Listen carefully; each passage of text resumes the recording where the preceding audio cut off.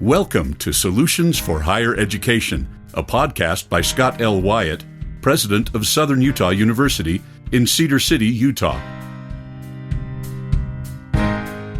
To subscribe to this podcast, please visit www.suu.edu/President's Podcast, where you will find both the audio and a written transcript for today's podcast. Hi again, everyone, and welcome to Solutions for Higher Education, a podcast featuring Scott L. Wyatt, the president of Southern Utah University in Cedar City, Utah. I'm your host, Steve Meredith, and I'm joined, as I always am, by President Wyatt. Scott, it's good to see you again. It's good to see you, Steve. These are really enjoyable conversations that we get to have. I'm enjoying them a great deal as well.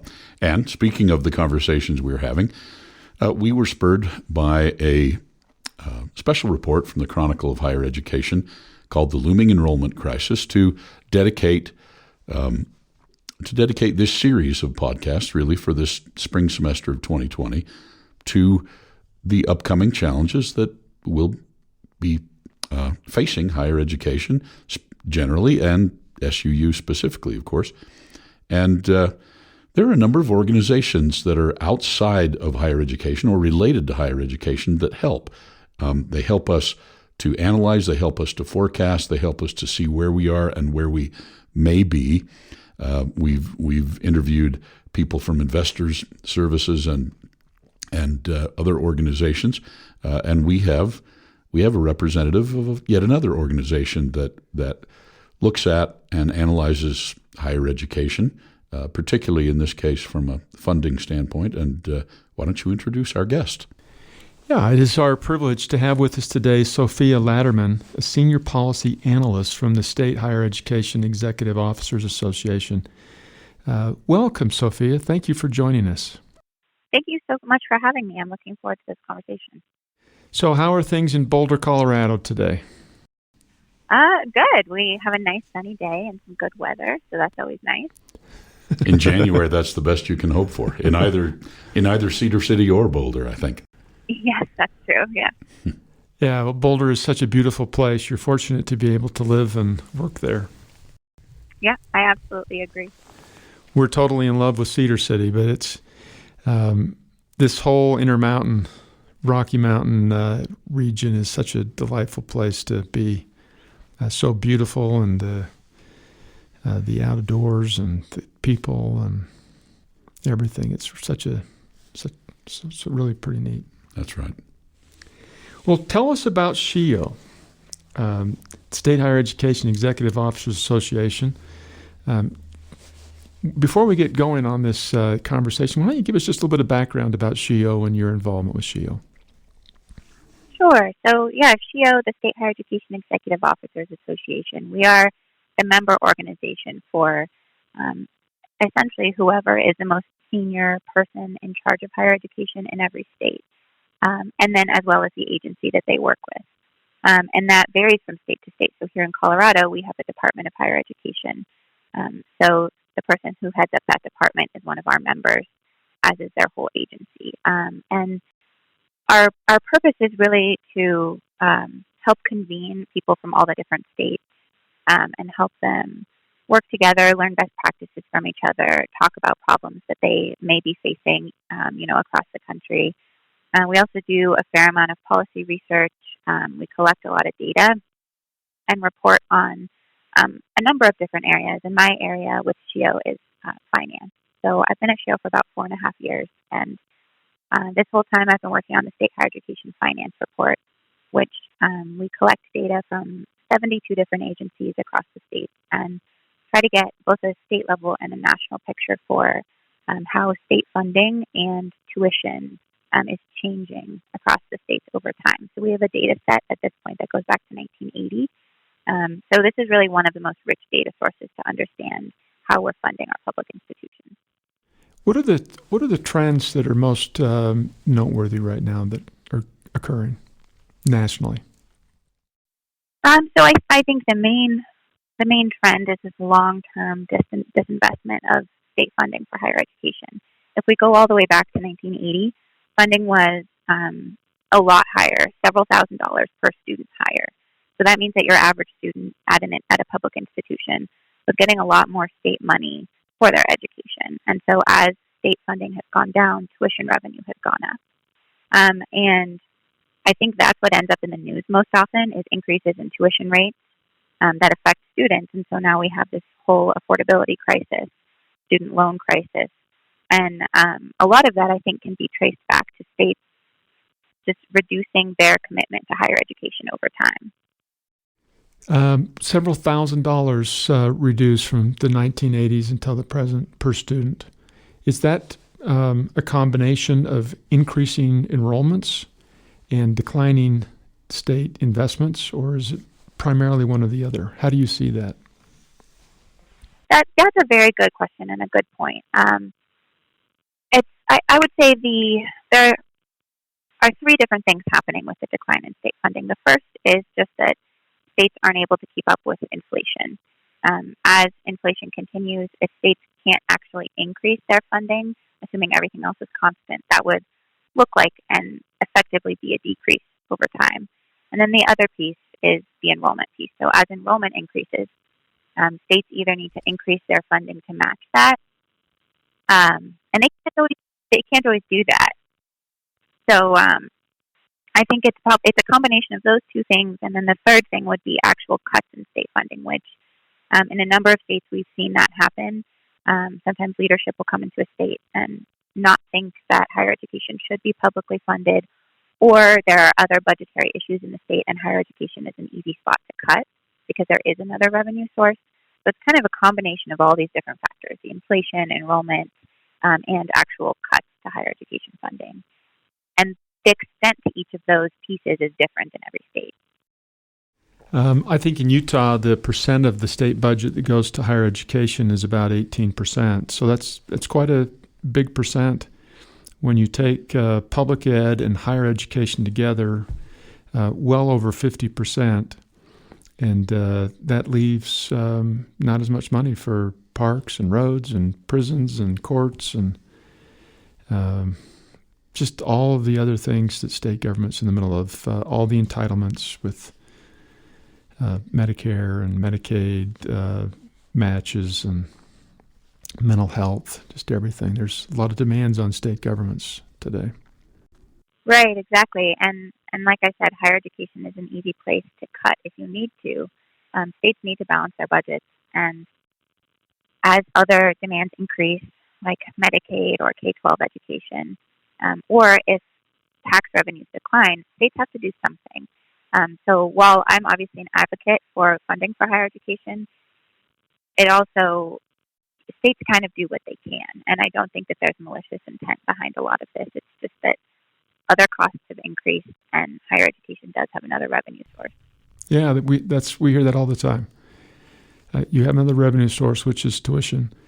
I think in Utah, at least our school, it used to be that the state covered about 70% of our cost, and now it's under 50% of the cost, which still is pretty good. Yeah, compared to a lot of places. Yeah, I think that's better than across the U.S. if you're looking at universities in particular. I think roughly your average community college is probably about 70%, 60 to 70% funded by the state still, and your average four-year institution is maybe like 30 to 40% funded by the state. Here in Colorado, we are one of the lowest states for state funding. So SHEEO is located right next to the University of Colorado Boulder, and they get less than 10% of their funding from the state. Wow, less than 10%. And then what we hear a lot of times is, as you've already mentioned, but why is tuition going up? And of course, that's a complicated answer. I mean, there's a lot of complications in that, but as the state share goes down, tuition goes up to meet that gap. Right, exactly. Institutions need revenue from somewhere.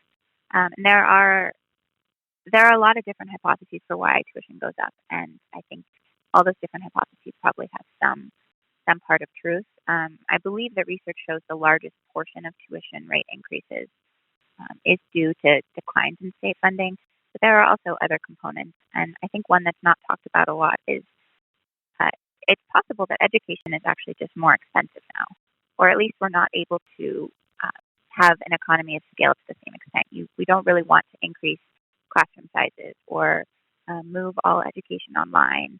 I don't think there's enough information about how that works yet. So unlike most manufacturing and things like that, we can't really get more and more efficient. And then at the same time, there's all these increased technology costs. There's increased costs for buildings and maintenance as a lot of colleges and universities get older and have a lot of deferred maintenance issues.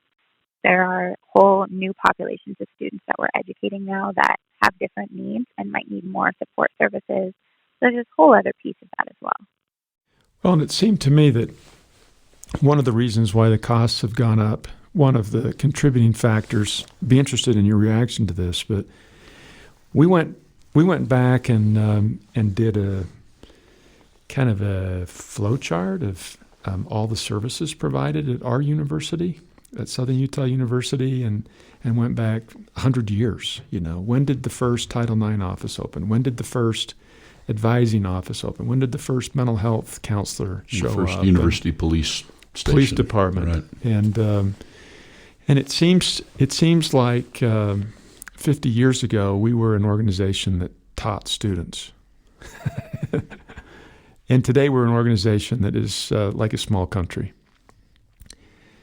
Because we've just... Yeah, absolutely. The kinds of things that we're expected to do today far exceed what was expected a long time ago. We're the number one organization responsible for economic development in our region. We're the number one group responsible for mental health. We have more mental health counselors at our university than in the community. We've got our police department. And really, within probably 300 miles of southern Utah, we have the most mental health. I mean, we are a real center in a way that we used to just be a center for education. We're now a center for regional services and regional services. Everything. So that's a contributor. Yeah, I would say that. Sorry? How much are you seeing that being a force nationally? Do you have a way of... I think that's, I don't have numbers on that necessarily, but I do think that's a contributing factor to the rising cost of education. I have seen some research on just federal regulations and reporting burdens and all of the data collection requirements and all those kinds of things. And that does increase the number of administrators that you need and things like that. But I also think that other point you just made about all of the different services you provide to the community is really interesting and not talked about quite as much. And I think that's also a pretty good argument for continuing to publicly fund higher education. We know that there are all of these huge benefits, and they can be really hard to measure. Like, it's hard to measure how much the existence of your institution, increases civic engagement or increases volunteering in the community. All of those different kinds of benefits that we sort of know anecdotally are there, but those things are really hard to measure, and that makes it also really hard to argue for additional funding. Yeah, I wish that we could recognize some of these funding pieces. For example, is it the university's responsibility to have a police force? Well, actually, it's the city or the county or the state. But because our local city can't afford to take care of law enforcement for our university, we take that over. So that's kind of a shifting of costs from state and local governments into higher education. And for mental health, we've got a huge office full of mental health counselors, and that's really a state mental health issue, but or the private sector. So those are what it seems like shifting of expenses from the state, the local mental health authorities into higher education, and just a lot of those kinds of things. So when I see that in Utah, as an example, that 18% of the budget goes to higher education, I actually think that it's less than 18% because a portion of that amount of money is taking care of services that other parts of state government should have been taken care of. And we're happy to do it because we want our students to be successful. But it's not wrong to realize that it actually is there and is a cost. Yeah, that's right. And we're super happy to be an economic development engine in our area, where 100 years ago, nobody thought that was what we were supposed to do. Well, those are interesting trends. What do you see relative to tuition? What's happening with tuition around the country? Not just going up. So actually in the last few years, tuition rates have not really increased beyond the rate of inflation. Yet we still have this narrative of increasing tuition rates and increasing tuition revenue. I do want to clarify, sometimes I say tuition revenue versus rates. Tuition revenue would just be all of the tuition dollars that an institution receives, and that can go up if the institution pulls in more out-of-state students, increases graduate enrollment, has more international students, or if they increase tuition rates. So the tuition revenue number kind of captures all these different potential strategies to increase total funding for the institution. But tuition revenue also hasn't gone up in the last few years. So I think that's probably got something to do with all of the increasing pressure to keep college affordable. That's much more in sort of the national sphere of media, and that's something that people are very aware of and talking about. So I think it's possible that we've gotten to a point where tuition has increased kind of as much as it can, and there's so much pressure to keep it from going up even more that we might really be limited in that area. But over time, like since the 1980s, tuition has gone up over 300% if you don't consider inflation, and more moderately if you do consider inflation, but tuition has certainly increased a lot. College used to be, if not almost free, something that you could easily work a part-time job and pay for, and that hasn't been true for maybe 15 years, but I do think that the tuition increases we've seen have really slowed down, if not stopped, in the last few years. Yeah, in Utah, the tuition has gone up since 2000, 216%, while general inflation's only risen by about 48%. So we're more than four times inflation just in the last 20 years.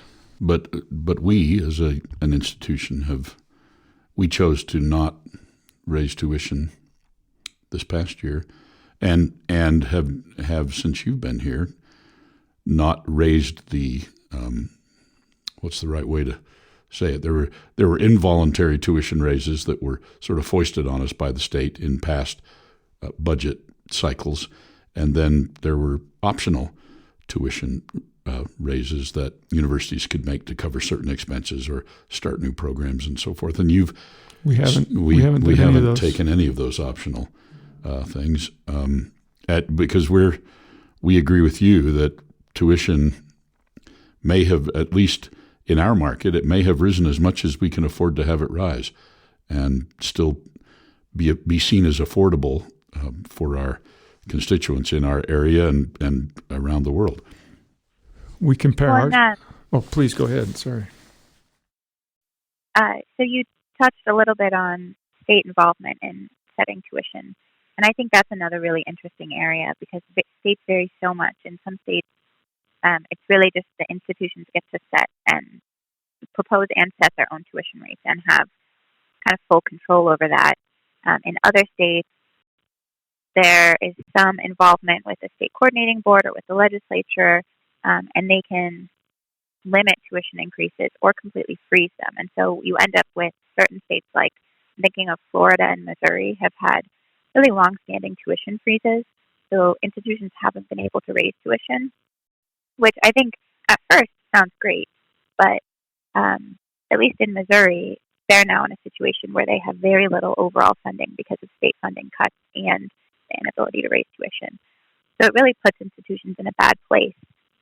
And I think the model that you're describing, where there are sometimes optional tuition increases that an institution can make if they need to, that seems like that makes a lot of sense, and that it's worked for you and that you can determine year to year whether you need those increases or not.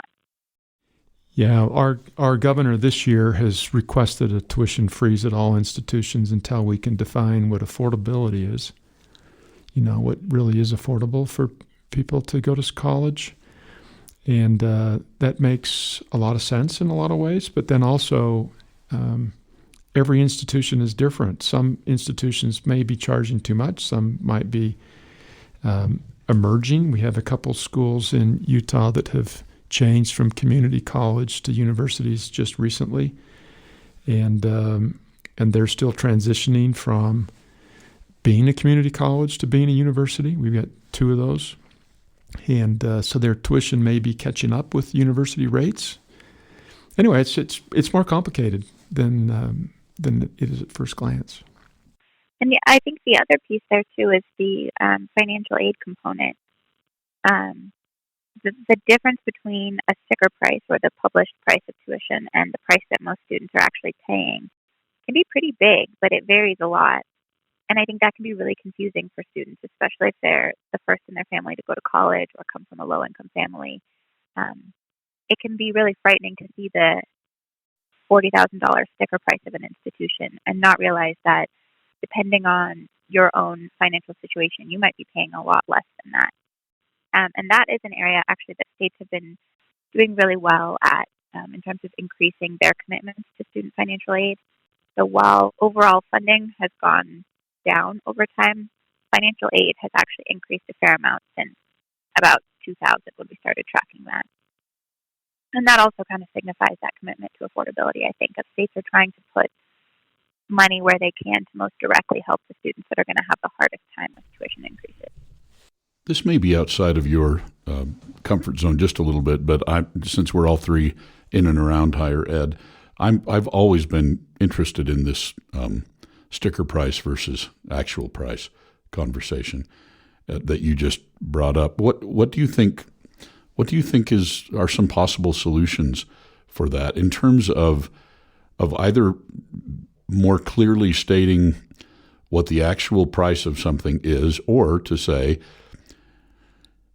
your price may vary, and here are some of the ways in which your price may vary. It just seems like going to college is very much like taking a flight. There may be somebody on there that's paying full freight, and there may be somebody on there that is traveling free for miles, and somebody on there that is there's just such an incredibly wide range of amounts of money that people spend to go to a college or university. Is it impossible to answer these in any sort of one-size-fits-all way, or are there things that universities and colleges could do to better inform students, especially those, as you've suggested, that are first-time attenders or the first in their family to go, or that have that kind of a situation where it can be confusing? Yeah, that's a good question. I don't know if there is one single solution, but I do think that just increased transparency and upfront information would be really helpful for students. One area that can be really challenging is that students often don't know their financial aid award until long after they've been admitted and potentially after they need to make a decision about where they're attending. So getting those financial aid award letters out early, and also being very clear in those what each type of funding is. And I think that we've gotten better at that, at distinguishing this is a loan that you'll need to repay versus this is a grant that you don't need to repay. But I think just clear and upfront information, and that's challenging to do because there are thousands of institutions, and each one needs to kind of come up with their own solution for that. I've seen some cost calculators that are great, but again, that kind of requires the student to know enough that they realize that the sticker price isn't what they might actually pay, and to go on the website and find that information. And depending on where the student's coming from, that might not be realistic. If they don't have people in their family or community or high school counselors encouraging them to find that, they might just see that sticker price and be, think that college isn't something they can do. And in a way, I think free college promise type programs have a potential to overcome that, because it is just this universal idea of college will be free, and it's never really that simple. But I wonder if, rather than trying to have each institution come up with solutions to help potential students see their costs, maybe it is kind of this broader scale thing of something like free college or debt-free college. It seems like the idea of a promise that students won't have to pay for college, or even a promise that they won't need to go into debt for college, that could be really powerful. Yeah, we everybody likes free. Yeah. That's a price everyone can understand. Yeah. And I'm actually not necessarily advocating for just like national or statewide free college. But I do think that kind of marketing piece works really well and is really interesting. Just in getting people to think that this is something they can do and that they can afford. Yeah. You're working with all of the head executive of higher education through all the states. Ours is Commissioner of Higher Education, Dave Woolston-Hume, serving kind of as an interim. That's right. Because we're redesigning some of the structures in the Utah system. It looks like we may consolidate the Utah system of higher education with the Utah system of technical colleges into one. That's going to happen in the coming legislative session, maybe. Yeah. There's recommendations and seems to be momentum towards doing that. And that'll change quite a bit how we do things here. But what do you see in the world of finances and business models and all of that? What keeps these state executives up at night? That's probably a different answer for many of them. There are so many different issues that they're trying to tackle. And I think in most cases, they don't have the funding to tackle those things. Some of the more current issues that we've been hearing a lot about are rural students and the challenges that they face that I think have largely been ignored for a long time.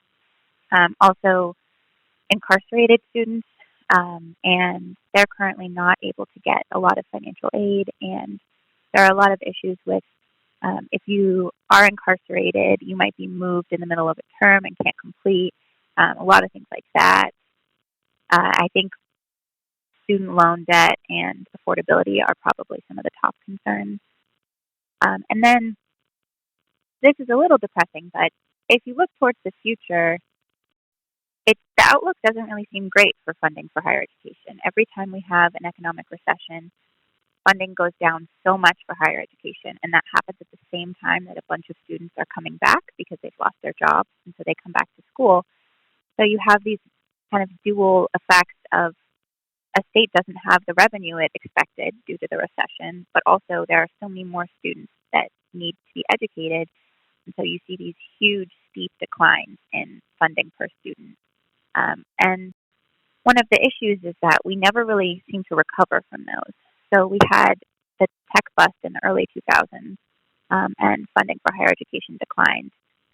And then there were only 3 years before the Great Recession, in 2008, 2009, where funding declined to the lowest levels we've ever seen. And since that time, states have actually been slowly, on average, not all states, but some states have been slowly increasing their funding, trying to get back to prior levels. But we're only halfway back to where we were in 2008 and even farther from where we were in 2000, 2001. So it does seem concerning that, there's all this talk of a recession coming up. And so with the next recession, it looks like funding will probably decline even further. And it's, that's definitely concerning because as we talked about, we might be at the point where we can't really raise tuition anymore without pricing students out of the market. So it seems like there's a big crunch coming up for the financing of higher education. I was first made a college president in 2007, August of 2007. Good timing, buddy. Yeah, and I had a wonderful year. One wonderful honeymoon year, and then I had one wonderful year. Funding was great, and life was good. The future was bright. Whammo! And we've been worried about it ever since. Yeah. Anyway, that's what I always stay awake worrying about. I stay awake worrying about what's going to happen in a recession. And recessions affect different institutions differently depending on the percent of their budgets are dependent on tuition versus state appropriations and whether they're in urban or rural places. And we're definitely, when you talked about all these issues, about funding and rural students, we're a rural school. By far the smallest population center for any of the universities in the state of Utah. Yeah, so we're a school of about 12,500 students in a city of about 30,000 residents. And we feel exposed when when these types of issues come up, that we might be the place where the rubber first meets the road in terms of enrollment declines and people deciding to stay home in the case of a big economic downturn and so forth, because they have to travel. If you want to go to SUU, we hardly have any population in the 3-county area that we. Well, even in the serve. 3-county area, they have to move here. And that's right. And even then, they still have to move here. It's such a large geographical area. I guess you could commute an hour and a half, commute an hour or an hour and a half or something, but it's a delightful place to live and learn. Yeah, it's a great place. But it is remote. Yeah. Incarcerated students, that's an interesting issue to bring up in terms of how we're serving them. Elaborate on that, would you please, Sophia? Yeah, and that's something that I probably never thought about before, about 2 years ago. But higher education has the potential to really help people who come out of prison integrate back into life and be successful, and not end up back in prison. But our current system is really not set up well for that. A lot of institutions, particularly community colleges, partner with prisons to offer classes, but there are so many logistical issues with that. So if a student is taking classes and is in a prison, they could be moved at any time. They could be released in the middle of a semester. So our semester system really doesn't work for that, and they'll end up never completing those credits. And there are also just issues of K-12 education that you need to get through before you can really offer higher education. And then there's the cost. So with the exception of a few institutions that are part of a sort of pilot program, students can't receive a Pell Grant, which is the federal financial aid, if they're incarcerated. And so that kind of makes it financially impossible because these students don't really have any money, largely. Right. And so they can't take the classes. And so I think there's a big potential there because we do have such a big prison population in the U.S. There's a real potential to help reduce recidivism and help all of those people kind of integrate back into society, like I said. But I think we're just starting to think about that. And the SHEEOs, so our members across the states, are starting to work with prison systems and kind of the equivalent head of a prison system to figure out how they can reduce some of those barriers and essentially serve more students that are incarcerated. Our board chair is an entrepreneur, and he's trying to work with prisons and building some programs for them. And the one program that he's interested in, of course, is entrepreneurship. And relative to those inmates who are violent offenders, he's constantly telling me that these are the perfect people to become entrepreneurs. They're comfortable with risk, and they don't have the ability to get jobs, frankly. I mean, it's hard to get hired, and entrepreneurs don't want to be hired. They want to have their flexibility. So, if you're trying to bring a program into a prison that the inmates will never be able to get employed in, like being a high school teacher, that's not very productive. But there are other programs that would be extremely productive, perhaps. It's interesting to try to explore what it is that we can do for those individuals. Yeah, one of my very most satisfying teaching assignments, I was at a school, a 2-year school in Utah that had a nearby prison, and I'm a music professor, and so I would go offer a jazz and contemporary rock music history music history type course that was a gen ed thing that would lead towards an associate's degree from the college where I worked. And I remember quite distinctly I had to walk through 14 locked doors to get to my classroom. And you're right, Sophia. The challenges that are faced by the inmate population, particularly since their ability to attend class can be immediately curtailed, it was a great challenge to me. And I eventually I had a research paper that I had them write as part of the assignment, and they they said to me, we don't have anything in the library available to us. So I essentially donated all my books so that they would be able to, because they had no internet access and they had very limited library holdings. And so offering a higher education degree program is expensive, and it requires a real commitment on behalf of the institution offering it and the state that's willing to support it. Well, these are interesting times. It'll be. Do you have a crystal ball over there in Boulder, Colorado, that you can look 5 years ahead and tell us what's going to happen? I wish. That would be great. I would publish a report about it if I did. Well, thank you so much for this conversation. We appreciate you spending some time with us, and we're grateful for the service that you're providing to our system and other systems of higher education around the country. Thank you so very much. Yeah, thank you for having me. You've been listening to Solutions for Higher Education, a podcast featuring Scott L. Wyatt, the president of Southern Utah University in Cedar City, Utah. We've had as our guest today Sophia Laderman, who is a senior policy analyst at the State Higher Education Executive Officer Association. Sophia joined us by phone from her office in Boulder, Colorado. And we are delighted that she was able to join us. And as always, we're delighted that you, our listeners, were able to join us today. We look forward to talking with you all again soon. Thanks for listening. Bye-bye.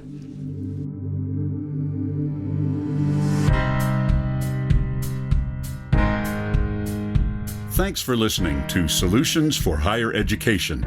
To subscribe to this podcast, please visit www.suu.edu/President's Podcast, where you will find both the audio and a written transcript of today's podcast. The original music for this podcast was composed by Jack Barton, a master's degree student in music technology at SUU. For more information about Southern Utah University, please visit www.suu.edu.